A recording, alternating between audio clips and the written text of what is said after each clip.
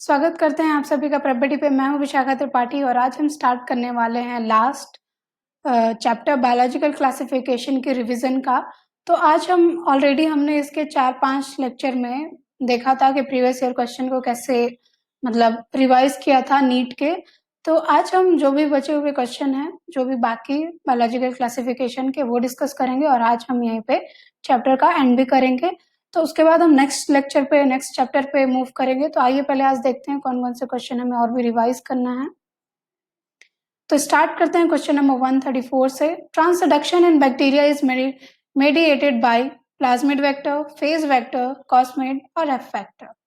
तो transduction in bacteria, जैसा कि हमने ये फोर्थ चैप्टर का, इस पूरे बायोलॉजिकल क्लासिफिकेशन का इंपॉर्टेंट टॉपिक है ट्रांसडक्शन इन बैक्टीरिया पढ़ना। ओके, और जैसा कि मैंने बताया कि अगर आप ट्रांसडक्शन इन बैक्टीरिया आपको पढ़ना ही है इसके बारे में, तो आप हमारे बीएससी के कोर्सेज चैप्टर नंबर 1 पे मूव कर सकते हैं, देख सकते हैं। ठीक है, वहां मैंने ट्रांसडक्शन लाइटिक साइकिल बैक्टीरिया के बारे में प्रॉपर डिटेल में पढ़ाया है। ठीक है, तो transduction in bacteria is mediated by plasmid vector, phage vector, cosmid और F vector.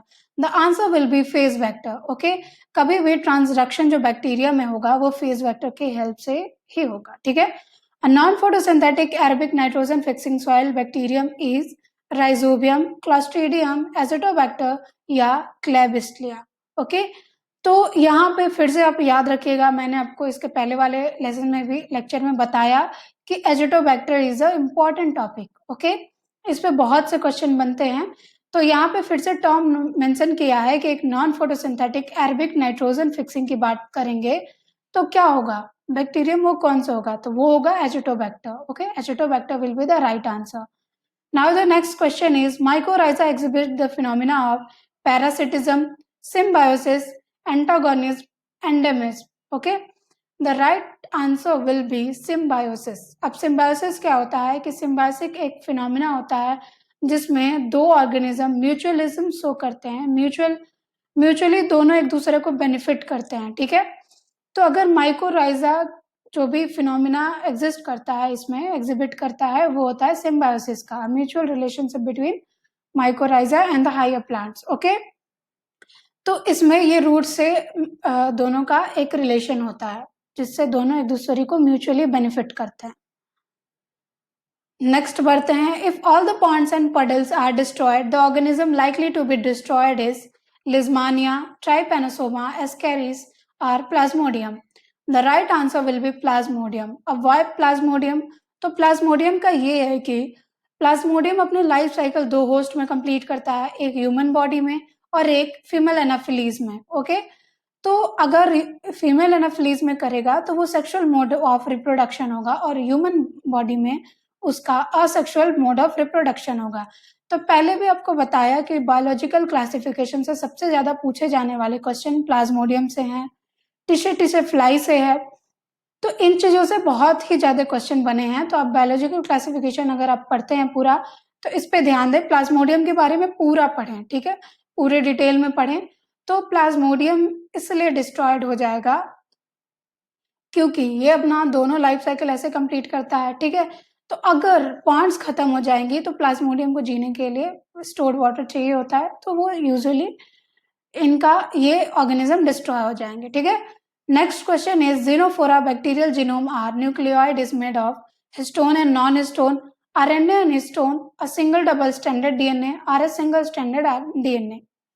The answer will be a single double standard DNA. Okay, now the next question is Escherichia coli is used extensively in biological research as it is easily cultured, easily available, easily to handle, easily multiplied in the host. The answer will be easily cultured.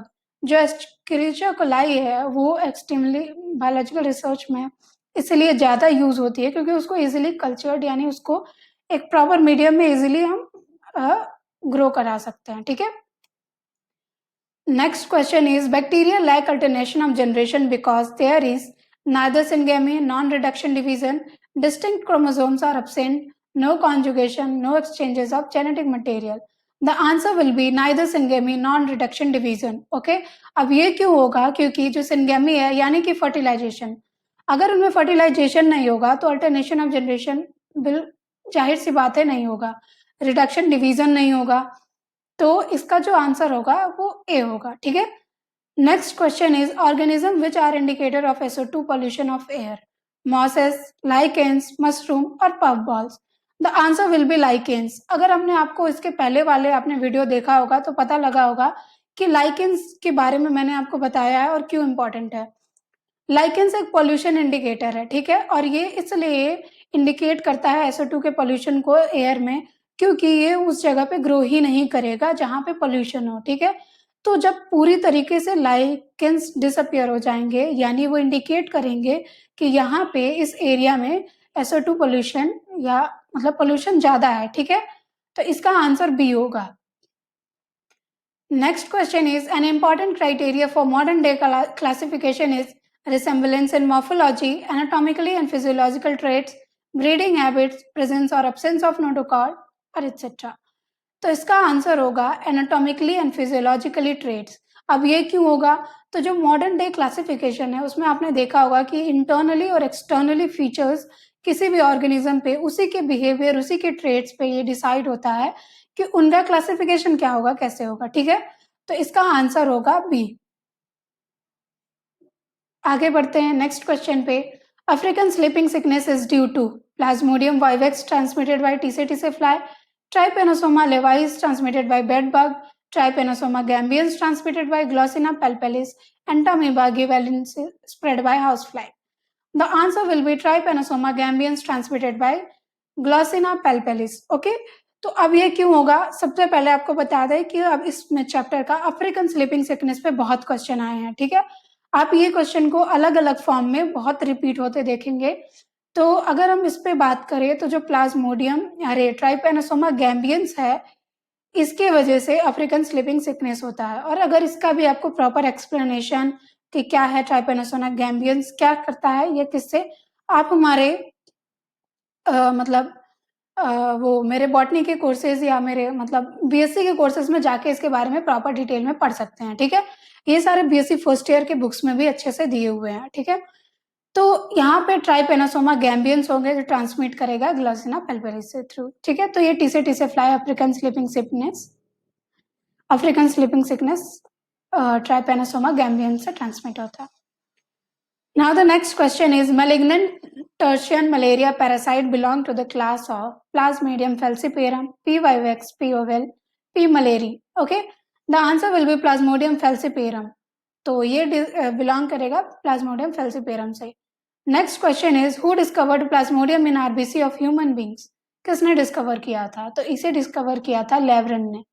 लेवरन ने discover किया था Plasmodium in RBC of human beings. Next question is name the organism which do not derive energy directly or indirectly from sun.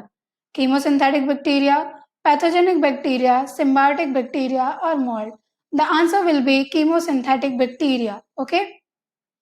तो chemosynthetic bacteria जो होती है, क्योंकि यहाँ पे आपने टर्म कीमोसिंथेटिक से मतलब देखा होगा कि केमिकल का सिंथेसिस, यानी केमिकली क्या करेगा, सिंथेसिस करेगा। ये केमिकल के हेल्प से अपने में जो भी सिंथेसिस उसको करना होगा फूड या जिसका करेगा वो डायरेक्टली एनर्जी नहीं लेगा सन से। Okay, next question is Plasmodium the malarial parasite belong to the class Sarcodina, Ciliata, Sporozoa, Dinophyceae. The answer will be Sporozoa. Okay, now the next question is amoebiasis is prevented by eating balanced food, eating plenty of fruits, drinking boiled water, using mosquito nets। तो इसका answer होगा drinking boiled water. जब boiled water पीने से एमोएबियासिस से prevent किया जा सकता है, ठीक है। Next question is what is the true about Trypanosoma? Polymorphic, monogenetic, facultative parasite, non pathogenic. तो ये तीनों बिल्कुल ही नहीं होगा, तो पॉलीमॉर्फिक आंसर होगा, ठीक है। Next question is genetic information in paramecium is contained in micronucleus, macronucleus. Both micronucleus and macronucleus are mitochondria. The answer will be micronucleus. Genetic information paramecium is contained in. Okay. Next question is the infective stage of malarial parasite Plasmodium that enters human body is merozoites, sporozoites, trophozoites or monetiforms. The answer will B sporozoites. अगर आपने malaria के बारे में पढ़ा होगा proper तो आप देखते होंगे कि जब भी वो ह्यूमन बॉडी में अपने प्लाज्मोडियम को इजेक्ट करता है तो वो क्या करता है, स्पोरोजॉइड्स के फॉर्म में उसमें आता है तो इसका आंसर स्पोरोजोइट होगा। Next question is the main differences in gram-positive and gram-negative bacteria resides is their cell wall, cell membrane, cytoplasma and flagella. The answer will be cell wall. Okay? अगर आपने पहले भी मेरे वीडियोस देखे होंगे उस पे भी मैंने सेल वॉल और इसके ग्राम पॉजिटिव ग्राम नेगेटिव पे डिस्कशन किया है, ठीक है? तो which one belongs to Monera? Amoeba, Escherichia, Gelidium, Spirogyra. Escherichia coli belongs to the Monera. Okay? Next question is absorptive heterotrophic nutrition is exhibited by algae, bryophytes, pteridophytes and fungi. तो answer fungi होगा। Okay, आगे बढ़ते हैं। System of classification used by Linnaeus was natural system, artificial system, phylogenetic system और sexual system. अगर आपने system of classification 11th के chapter से है, ठीक है, तो अगर आपने उसके बारे में पढ़ा होगा तो आपने देखा होगा कि आर्टिफिशियल सिस्टम जो है वो लीनियस ने दिया था, ठीक है। अब वही नेक्स्ट क्वेश्चन भी उसी पे है, देख लीजिए। Artificial system of classification was first used by Linnaeus, will be the right answer. Okay, next question is a bite of tse fly may pass to human Leishmania donovani, Trypanosoma gambians and Amoeba histolytica Plasmodium vivax. The answer will be Trypanosoma gambians. ये मैंने अभी आपको बताया African sleeping sickness के बारे में, तो ये आप उसको ध्यान में रखिएगा। क्वेश्चन रिपीट हो रहा है पर डिफरेंट फॉर्म्स में, तो आपको प्रॉपर ट्राइपेनोसोमा गैम्बियंस की लाइफ साइकिल इसके सबके बारे में पता होना चाहिए, ठीक है। नेक्स्ट मूव करते हैं। Malaria fever coincide with liberation of cryptomerozoites, metacryptomerozoites या मेरोजॉइड्स या ट्रोफोजॉइड्स। तो answer will be metacryptomerozoites. Okay, metacryptomerozoites से इसका लिबरेशन होता है मलेरियल फीवर का। Trypanosoma belong to the class of Sarcodina, Ciliata, Sporozoa, Zooflagellata. तो ट्राइपेनोसोमा एक जूफ्लैगेलेट होता है, ठीक है, तो जूफ्लैगेलेटा से बिलोंग करता है। The vector for sleeping sickness is house fly, sand fly, fruit fly, tsetse fly, ठीक है। देखिए यही same vector same sleeping sickness पे कितने क्वेश्चन बने, ठीक है, तो ध्यान रखिएगा इसका। The causal organism for African sleeping sickness is Trypanosoma cruzi, T. rhodesinica, T। तो ये आप इजीली बता सकते हैं, आपको इतनी बार मैंने बताया T gambians होगा, Trypanosoma gambians will be the right answer, ठीक है। Next question is lichens indicate SO2 pollution because they show association between algae and fungi, grow faster than others, are sensitive to SO2, flourish SO2 rich environment। तो इसका answer होगा are sensitive to SO2, ठीक है। Lichens पे फिर discuss हुआ, lichens वापस आया, तो ये इंडिकेट करता है SO2 पोल्यूशन के, क्योंकि ये सेंसिटिव होता है SO2 पोल्यूशन के, ठीक है। Next question is classification given by Bentham and Hooker is artificial, natural, phylogenetic, numerical. Natural classification given by Bentham and Hooker. Okay,